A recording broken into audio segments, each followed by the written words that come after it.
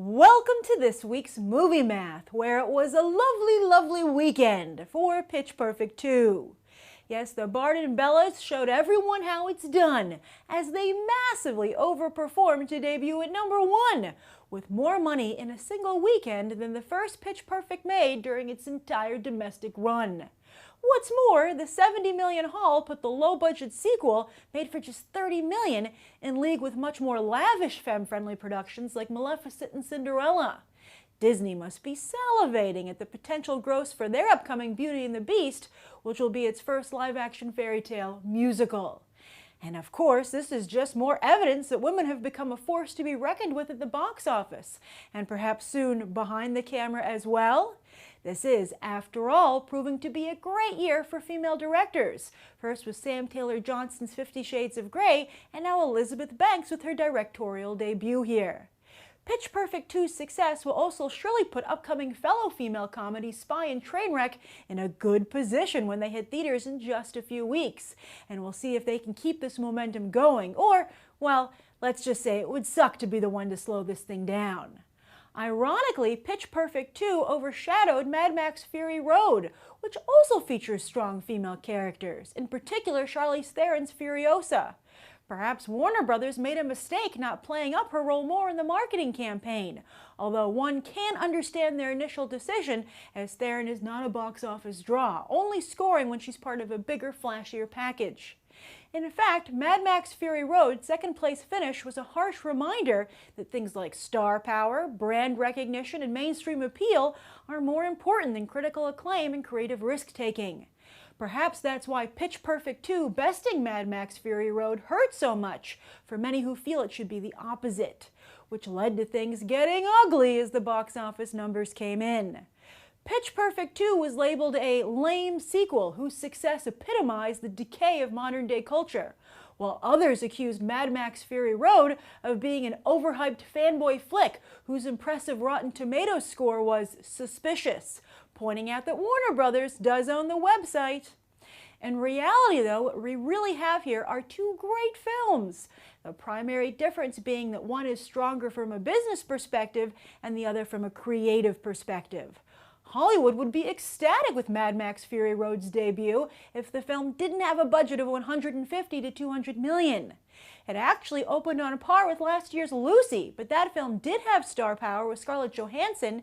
In fact, it cemented her as a box office draw and was made for just $40 million. Kingsman, another recent R-rated actioner, cost just $80 million. Interestingly, both Lucy and Kingsman finished with about $400 million worldwide, but such a final tally for Mad Max Fury Road would only result in the film breaking even. So this means that while George Miller put all that money to spectacular use, unless Mad Max Fury Road has a good showing during award season, it's unlikely a studio will give an artistic filmmaker that size budget again, because audiences simply don't seem to be interested at a level that warrants the investment. So after that sobering assessment, let's turn our attention to the rest of the box office.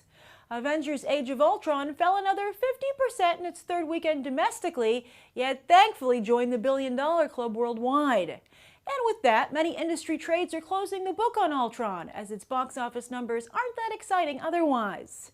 Sure, this gives Marvel Studios its third film in the billion-dollar club, but Furious 7 is coming awfully close to unseating the first Avengers for third place. Furthermore, while Avengers Age of Ultron did boffo business when it opened in China this past week, Furious 7 remains the biggest debut there of all time. Furthermore, Ultron now looks unlikely to come anywhere close to the first Avengers domestic haul, meaning that once again overseas box office saved the day. Can it still pull in the extra $500 million needed to top the first Avengers, or the $200 million needed to top Iron Man 3? We'll see. But so far, it looks like the biggest movie of 2015 will be Furious 7. If the Avengers can't outrace Dom, does anyone else this year stand a chance? Furious 7 and Pitch Perfect 2 are both Universal releases, as is 50 Shades of Grey, and they still have Jurassic World, Ted 2, Minions, Trainwreck, Straight Outta Compton, Steve Jobs, Crimson Peak, and Sisters to Go.